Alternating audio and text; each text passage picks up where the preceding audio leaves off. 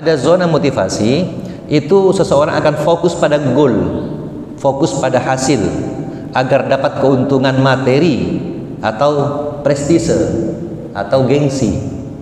Tetapi pada zona inspirasi adalah fokus kepada Allah Subhanahu wa taala, ingin mendapatkan ridho dari Allah Subhanahu wa taala, dicintai dan mencintai manusia.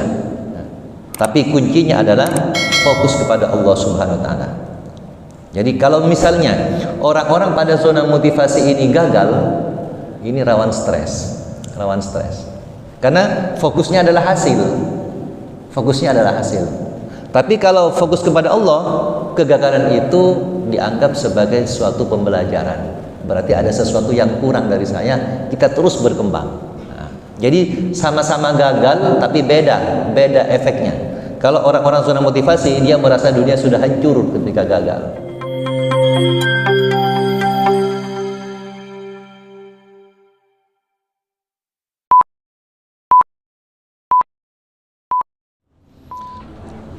Assalamualaikum warahmatullahi wabarakatuh. Alhamdulillahi rabbil alamin, alladzi anzala sakinata fi qulubil mu'minin liyazdadu imanan ma'a imanihim. Asyhadu an la ilaha illallah wahdahu la syarika lah wa asyhadu anna Muhammadan 'abduhu wa rasuluh. Allahumma salli ala Muhammad wa ala alihi wa ashabihi ajma'in. Qala Allah ta'ala fi kitabihil karim, a'udzu billahi samil alim minasy syaithanir rajim. Subhanaka la ilma lana illa ma 'allamtana innaka antal alimul hakim.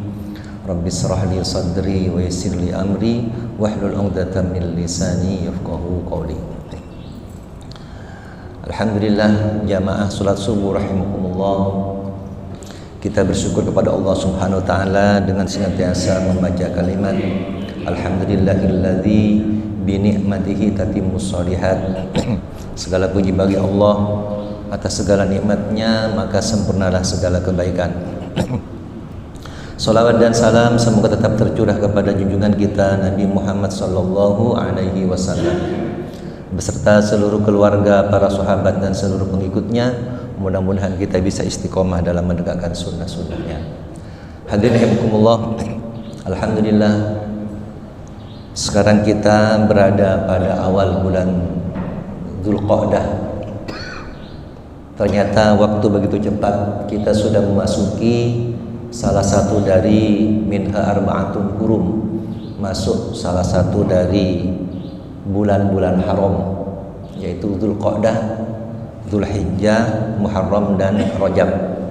Alhamdulillah, pada kesempatan ini kita berada dalam kebaikan dan Allah Subhanahu wa taala akan melipat gandakan kebaikan-kebaikan yang kita lakukan pada bulan ini. Mudah-mudahan kita semakin bersemangat, semakin rajin untuk senantiasa dalam kebaikan. Terutama kebaikan itu dimulai dari hati kita, karena hati itu adalah komando dari amal-amal kita, dari lisan kita, dari perbuatan kita. Maka zona hati ini merupakan proyek terbesar yang harus kita perhatikan setiap waktu, karena pergeseran pada hati ini akan bisa tergeser amal-amal kita. Kalau kita perhatikan dalam rukun Islam itu, rukun pertama adalah syahadat, yaitu bagaimana kita beriman kepada Allah dan kepada Rasulullah SAW. Maka ketika iman ini betul, maka rukun Islam yang kedua sampai yang kelima dikerjakan, maka semuanya akan bernilai di sisi Allah Subhanahu wa taala. Tetapi ketika rukun kedua, sholat, kemudian zakat, puasa, haji dilakukan, tapi ada kerusakan pada syahadat, maka seluruh amal-amal itu akan ditolak oleh Allah Subhanahu wa taala. Makanya zona hati, zona iman ini disebut dengan juga zona inspirasi. Zona inspirasi ini adalah zona spirit. Spirit itu zona ilahiyah. Kita berada pada wilayah ilahiyah, di mana kita menjadikan Allah sebagai Rabbul Alamin, sebagai tujuan hidup kita. Tetapi ada juga satu zona yang merupakan zona pra-inspirasi ini, yaitu zona motivasi. Kalau kita berkutat pada zona motivasi, ini biasanya orang akan cenderung kepada zona dunia, bukan zona ilahiyah. Tetapi zona motivasi ini sangat penting bagi kita, karena ini landasan bagi kita untuk bersemangat dalam beramal. Tapi jangan sampai tertinggal di zona motivasi, karena bisa kita tidak tersambung dengan Allah Subhanahu wa taala. Oleh karena itu, kita sekarang akan lebih mendalami tentang bagaimana perbedaan zona motivasi dan zona inspirasi. Ini dulu pernah kita bahas, tapi mari kita perdalam pada kesempatan kali ini. Hadirin rahimakumullah. Nah, dalam zona motivasi ini diri kita sebagai pusat hidup. Jadi ada istilah self-centered life. Jadi diri ini sebagai pusat hidup. Bagaimana diri ini mengalami kemajuan-kemajuan yang hebat, perkembangan-perkembangan, ketercapaian-ketercapaian. Tetapi kalau zona inspirasi itu adalah berpusat pada Allah Subhanahu wa taala. Allah center life. Jadi Allah pusat dari kehidupan kita. Sama-sama melakukan kebaikan, tapi orientasinya berbeda. Kalau dalam motivasi, bagaimana diri kita ini tumbuh dengan sebesar-besarnya. Bahkan ini nanti bisa dilihat di dalam kitab Al-Hikam, bagian yang awal itu, bahwa seseorang itu tidak boleh bersandar pada usaha. Seseorang tidak boleh bersandar pada usaha, tapi bersandar itu kepada Allah Subhanahu wa taala. Nah, bersandar pada usaha ini banyak dialami oleh orang-orang pada zona motivasi. Sementara bersandar kepada Allah itu dialami oleh orang-orang pada zona inspirasi. Dan ini dalam kehidupan ini sangat nyata. Jadi banyak orang itu bersandar pada dirinya, bersandar pada usahanya, bersandar pada pekerjaannya, bersandar pada kehebatannya. Dia lupakan bahwa semuanya itu adalah karunia dari Allah Subhanahu wa taala. Sering saya sampaikan, jadi bagaimana Qarun itu bersandar kepada ilmunya, kepada kekayaannya. Bagaimana Fir'aun bersandar kepada kekuasaannya. Tetapi Nabi Sulaiman bersandar kepada Allah. Jadi ketika Nabi Sulaiman itu diberikan segala bentuk kenikmatan, kebaikan, keberlimpahan, kehebatan, beliau mengatakan, hadza min fadli rabbi. Ini semuanya keutamaan dari Tuhanku. Dan inilah yang membedakan Fir'aun, Qarun itu di zona motivasi.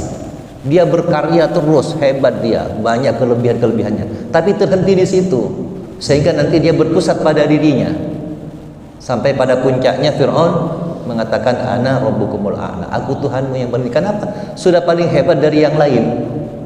Makanya kembalikan bahwa bersandar itu hanya kepada Allah Subhanahu wa taala. Dan ini berproses. Kita untuk sampai kepada proses bersandar kepada Allah memang harus melalui proses motivasi. Jadi motivasi ini tidak berakhir. Tapi orang-orang pada zona ini ketika berakhir pada motivasi, dia akan terkekang oleh kehebatan dirinya sampai nanti bisa menjadi sombong dan merendahkan orang lain. Ini yang pertama. Jadi orang-orang zona motivasi itu kalau terhenti tidak berkembang, maka di situ dia bersandar pada dirinya. Sementara orang zona inspirasi itu bersandar kepada Allah. Semuanya dikembalikan kepada Allah. Inna lillahi wa inna ilaihi raji'un. Konsep inilah sebenarnya yang sangat membedakan antara dua zona tersebut. Hadihimukumullah. Kemudian yang kedua, jadi orang-orang pada zona motivasi itu dikendalikan oleh nafsu. Nafsu ini karakter manusia ada. Ada. Tetapi bagaimana nafsu itu bisa disandarkan kepada Allah? Jadi nafsunya itu nafsul mutmainnah. Ini orang-orang yang bersandar kepada Allah dalam zona inspirasi. Nah, tapi kalau zona motivasi itu nafsu ammarah ya, dan semacamnya itu, yang mereka itu nanti bisa berusaha menjatuhkan orang lain. Ya. Bisa menjatuhkan orang lain. Sementara kalau yang zona inspirasi itu karena dia cinta ilahi rabbi, cinta kepada Allah Subhanahu wa taala. Kemudian yang ketiga, zona motivasi ini didominasi oleh ego ya. Didominasi oleh ego. Sementara pada zona inspirasi itu didominasi pada suara hati yang murni. Jadi nurani yang asli, yaitu nurani ilahiyah. Ini juga sangat membedakan. Maka muncul egoisme. Jadi paham menuhankan diri sendiri. Jadi egois ini sebenarnya kalau ditarik ke akarnya itu adalah menuhankan diri sendiri sebenarnya. Menuhankan. Jadi bagaimana pusat segala kekuatan pada dirinya. Nah, ini kalau tidak dialirkan kepada inspirasi, ini sangat berbahaya. Sangat berbahaya. Makanya kita kembalikan bahwa seluruh yang kita miliki, kehebatan semuanya itu adalah itu karena cinta dari Allah Subhanahu wa taala. Maka ketika seseorang itu pada zona cinta, dia merasakan cinta Allah yang luar biasa pada dirinya, maka dia nanti akan menyebarkan cinta untuk orang-orang sekitarnya. Jadi cinta itu, hidup ini kan bisa berkembang dengan baik itu kan adanya cinta, adanya rasa untuk memberikan manfaat. Nah, itu. Jadi cinta itu sebenarnya bukan rasa memiliki intinya, tapi rasa memberi, bukan rasa menerima. Menerima itu proses awalnya, tapi cinta sejati adalah memberikan kemanfaatan. Hadirin rahimakumullah. Kemudian yang keempat, pada zona motivasi itu seseorang akan fokus pada goal, fokus pada hasil agar dapat keuntungan materi atau prestise atau gengsi. Tetapi pada zona inspirasi adalah fokus kepada Allah Subhanahu wa taala, ingin mendapatkan ridho dari Allah Subhanahu wa taala, dicintai dan mencintai manusia.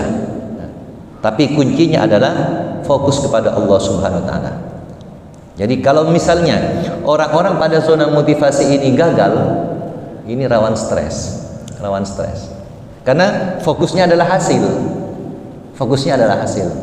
Tapi kalau fokus kepada Allah, kegagalan itu dianggap sebagai suatu pembelajaran. Berarti ada sesuatu yang kurang dari saya, kita terus berkembang. Nah, jadi sama-sama gagal tapi beda efeknya. Kalau orang-orang zona motivasi, dia merasa dunia sudah hancur ketika gagal. Kan banyak misalnya orang yang sudah berjuang untuk mencapai puncak, ternyata gagal, ada yang sampai bunuh diri. Karena ini zona motivasinya kuat memang, tapi tidak disadarkan kepada Allah. Tapi orang-orang di zona inspirasi, dia kembalikan bahwa takdir Allah itu yang terindah. Jadi ketika dia sukses, kembalikan pada Allah. Ketika gagal, tetap mungkin ada sesuatu yang perlu diperbaiki.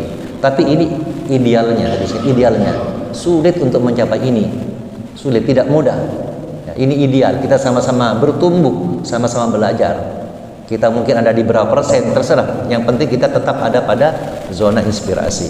Sehingga semua yang terjadi itu betul-betul ini sudah takdir dari Allah. Jadi istilahnya berdamai dengan takdir,